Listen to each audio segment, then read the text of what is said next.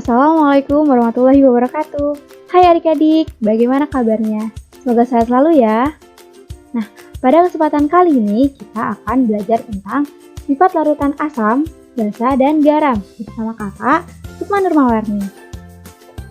Sebelumnya, kakak punya pertanyaan nih. Apakah adik-adik sudah mengenal benda-benda ini? Nah, iya benar, itu ada deterjen, ada es jeruk, dan juga ada larutan garam. Nah, dari ketiga benda ini, kita dapat mengelompokkan larutan berdasarkan sifatnya. Ada yang tahu caranya? Oke, karena belum ada yang tahu, kakak akan kasih tahu ya. Agar tidak penasaran, akan kita mulai belajarnya. Sebelum memulai pelajaran, kita harus tahu dulu tujuan pembelajaran. Nah, tujuan pembelajaran pada pertemuan kali ini yakni peserta didik dapat mengetahui bahan alami yang dapat digunakan sebagai indikator alami dengan benar. Oke, kita lanjut materi. Nah, yang pertama kita akan membahas asam. Seperti adik-adik ketahui, mungkin di pikiran adik-adik ketika kakak bilang asam, adik-adik pasti langsung kepikiran tomat, jeruk, dan cuka. Nah, asam ini memiliki beberapa ciri-ciri. Yang pertama yakni memiliki rasa masam. Nah, perlu diingat tidak boleh dicoba ya kecuali pada makanan. Yang kedua, dapat menimbulkan korosi. Korosi ini adalah kerusakan logam karena reaksi kimia, misalnya yaitu pengkaratan besi. Dan yang ketiga yakni dapat mengubah kertas lakmus biru menjadi warna merah. Nah, asam juga dapat menimbulkan dampak negatif, misalnya hujan asam. Hujan asam menyebabkan kerusakan pada bangunan, gedung, dan patung.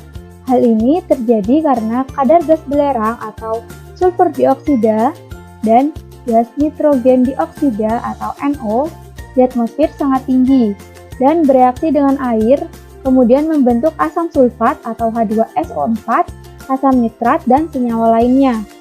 Saat terjadi hujan seperti ini, air hujan akan bersifat lebih asam dari biasanya. Nah, air hujan ini yang disebut dengan hujan asam. Selanjutnya, kita akan membahas basa. Contoh benda yang mengandung basa adalah ada sabun mandi, ada deterjen, dan masih banyak lagi. Basa di sini memiliki ciri-ciri. Yang pertama yakni memiliki rasa pahit. Yang kedua, terasa licin di kulit. Dan yang ketiga, dapat mengubah kertas lakmus merah menjadi lakmus biru. Basa seringkali direaksikan dengan larutan asam dan menghasilkan senyawa netral atau yang disebut dengan reaksi netralisasi. Nah, pengaplikasian dari reaksi larutan asam dan larutan basa yakni pada obat mah. Mengapa? Ada yang tahu? Nah, jadi begini, saat seseorang mengalami sakit mah, maka kondisi kadar asam lambung sedang tinggi, sehingga perlu diberikan basa agar menjadi netral, yaitu dengan diberikan obat mah yang memiliki kandungan magnesium hidroksida atau aluminium hidroksida, sehingga dapat membuat kondisi lambung menjadi netral kembali.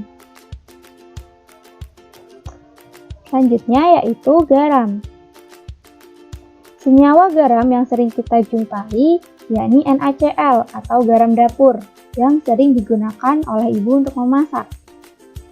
Nah, garam di sini dapat terbentuk melalui reaksi asam dan basa yang seperti dijelaskan tadi yaitu reaksi netralisasi.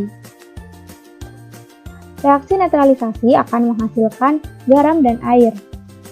Nah, apabila asam direaksikan dengan basa, maka akan menghasilkan garam dan air. Misalnya, seperti berikut. Ketika kakak memiliki asam klorida atau HCl, kemudian kakak reaksikan dengan natrium hidroksida atau NaOH, kemudian akan menghasilkan NaCl atau garam dapur dan H2O atau air. Seperti itu. Selanjutnya, kita akan membahas tentang indikator. Indikator di sini terdiri dari dua, ada indikator alami dan indikator buatan. Indikator alami berasal dari alam, misalnya seperti ini. Ada bunga sepatu, ada bunga bugenvil, ada kulit manggis, ada kubis, kunyit, dan pacar air. Dari keenam indikator alami ini, kita harus menghaluskannya terlebih dahulu agar mudah untuk ditetesi ke dalam larutan-larutannya. Nah, misalnya kita ambil bunga sepatu. Nah, bunga sepatu di sini kita haluskan terlebih dahulu, kemudian kita tambah dengan air sehingga menjadi ekstrak bunga sepatu. Kemudian kita siapkan dulu larutan asam dan larutan basahnya. Kemudian kita tetesi deh dari ekstrak bunga sepatu ke dalam larutan asam, kemudian ekstrak bunga sepatu ke dalam larutan basah. Ketika setelah ditetesi ke dalam larutan asamnya akan berubah menjadi warna merah. Dan ketika ditetesi ke dalam larutan basah akan berubah menjadi warna hijau. Contoh lagi yakni kunyit. Setelah kita menjadikan kunyit ekstrak, kemudian kita tetesi kunyit sebagai indikator ke dalam asam, ke dalam larutan asam dan ke dalam larutan basah, sehingga kunyit yang telah ditetesi ke dalam larutan asam akan berwarna kuning dan setelah ditetesi ke dalam larutan basah akan berwarna jingga. Selanjutnya, kita akan membahas indikator buatan. Di sini kita memiliki indikator buatan yaitu ada kertas lakmus. Kertas lakmus dikelompokkan menjadi dua, yaitu ada kertas lakmus biru dan kertas lakmus merah. Nah, uji cobanya seperti berikut.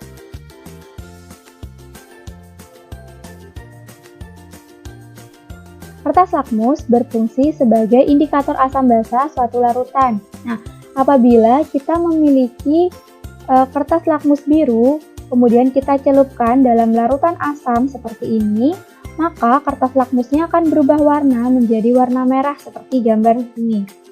Nah, apabila kita memiliki kertas lakmus merah, kita celupkan ke dalam larutan basah, maka akan menghasilkan warna biru. Seperti itu.